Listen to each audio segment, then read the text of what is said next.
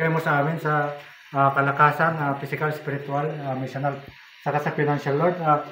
Lord, papasalamat kami sa araw na ito na binigay mo sa dagdag na taon na naman ni Misol sa kanyang buhay, Lord. At maraming salamat, Lord, sa buhay niya at nakasama namin na may pagdiwang ang kanyang larawan ngayon, Lord, na tunay nga na may purpose ka kung bakit kami nagsama-sama dito upang ipagdiwang ang kanyang karawan, Lord. At Lord, sa kanyang itong taon na to, Lord, ay tulungan mo siyang gabayan, proteksyonan, kasama si Ronel na samahan mo sila sa pagkukan ng mga lupain dito, Lord, yung mga taniman, Lord, at tulungan mo po silang mapangalagaan at kung ano man ang plano nila ngayon, Lord, ay iyo silang tulungan upang maging matagumpay ang kanilang plano para sa iyong kapurihan for your glory, Lord. At Lord, dinadalangin ko itong mga pagkain na ito, Lord, na magbigay sa amin ng kalakasan, Lord, at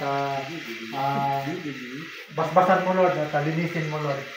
At maraming salamat, Lord. Ito po ang aming samang talangin sa pangalan ni Jesus. Amen. Happy birthday!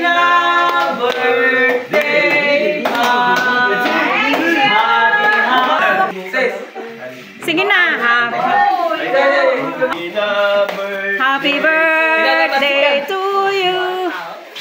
Happy birthday to you. How old are you now?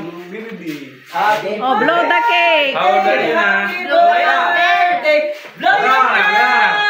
Wish muna, blow. Wish muna. Make a wish! Happy 18th birthday!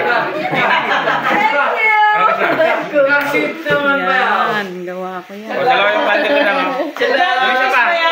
Yung isa pa candle. Blow mo na. Wala yan. Wala bang kiss? Okay, kainan na. Oh, kain